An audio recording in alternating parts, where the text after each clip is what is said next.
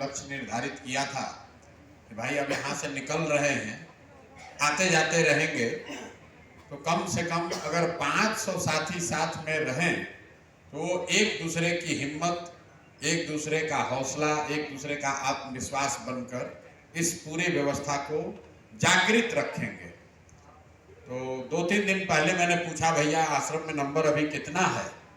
ये हम लोगों ने अनुभव देखा है पदयात्रा में कि जब नंबर कम हो जाता है तो हिम्मत जवाब देने लगती है। ऐसा लोगों को लगता है कि अरे बहुत बड़े ज्ञानी हैं, बहुत बड़े होशियार हैं, रणनीतिकार हैं। हर दिन सुबह उठ के जब आप सुबह आँख खोलते हैं तो अपने आप को खींच कर निकालना पड़ता है बेड से कि नहीं भैया इसको करना ही है। हर दिन सुबह ऐसा लगता है कि भैया क्या ही कर रहे हैं, हो पाएगा कि नहीं हो पाएगा। तो जब समूह में लड़के होते हैं, जिसको बोलचाल की भाषा में हम लोग भीड़ कहते हैं, जब भीड़ दिखती है, लोगों की संख्या दिखती है, आप अकेले नहीं होते हैं, तो हिम्मत बढ़ने में, आत्मविश्वास को बनाए रखने में मदद मिलती है। इसीलिए मैंने पूछा, भाई आश्रम में कितने लोग रहते हैं? तो बताया गया कि आजकल 400 के आसपास आश्रम में लोग रहते हैं। अभी भी हमारी जो सोच है उससे संख्या बहुत कम है, लेकिन मुझे लगता है कि उस दिशा में हम लोग बढ़ रहे हैं। जब 30-40 साथियों के साथ रहकर हिम्मत नहीं टूटा, तो 400 साथियों के साथ रहकर तो हिम्मत और बढ़ेगा ही। एक बार आप सबका धन्यवाद कि आप लोग यहाँ आए हैं।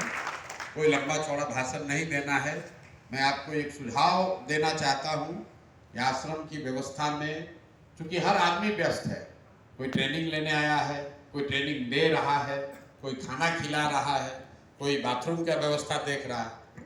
कई बार आदमी को लगता नहीं है, सृजन जो है ये सबसे कठिन काम है। किसी चीज का निर्माण, गांव देहात में आदमी कहता है 2 ईंटा जोड़ना बहुत कठिन काम है।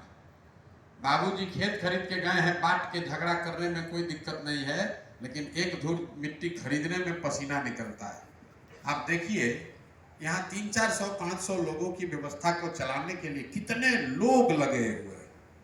अगर पूरे बिहार में 50 लाख लोगों को का जीवन सुधारना है, तो कितने साथी इधर से उठकर इधर आएंगे, तब हम लोग अपने भाइयों का, मित्रों का यहाँ पर जीवन सुधार पाएंगे। कितने लोग लगे हुए, 1 घंटा से परिचय ही हो रहा है। 1 घंटा से परिचय हो रहा है, अभी भी कई साथियों का परिचय नहीं हुआ। इतने लोग लगे हुए हैं तो 200, 300, 500 आदमी को प्रशिक्षण हो रहा है।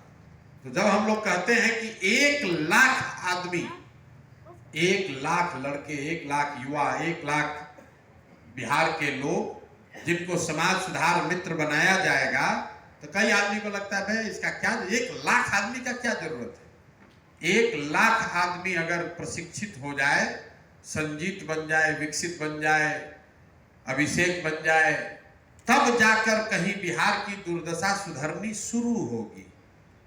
कोई विधायक बन जाए, कोई मंत्री बन जाए, कोई योजना लगाने से बिहार सुधरने वाला नहीं है। इतना गर्त में हम लोग चले गए हैं, दुनिया कहां से कहां चली गई। हम लोग अभी जी रहे हैं 1960-70 में। तो हम हमेशा कहते हैं कि जिस बिहार को देश के सभी दल और नेताओं ने न सुधर पाने वाला मानकर छोड़ दिया है, उसको सुधारने का जिम्मा सिर्फ और सिर्फ बिहार के लड़कों का है, आपका है, हमारा है। दूसरा कोई इसको नहीं सुधारेगा। आप लोग देखते होंगे अफगानिस्तान का, अफगानिस्तान देश का नाम सुने हैं ना?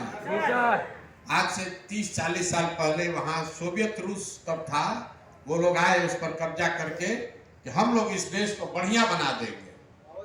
वहां का आदमी ऐसा है कि वो लड़ते लड़ते लड़ते उनको सोवियत रूस को मार के भगा दिया वहां से, लेकिन माना नहीं। फिर 20 बरस आपस में लड़ता रहा। फिर अमेरिका वाले लोग आए, कहा रशिया नहीं सुधार सका, हम लोग सुधार देंगे, हम लोग के पास बहुत रुपया है। अमेरिका वहां 10-15 साल तक रहा। अमेरिका के साथ कई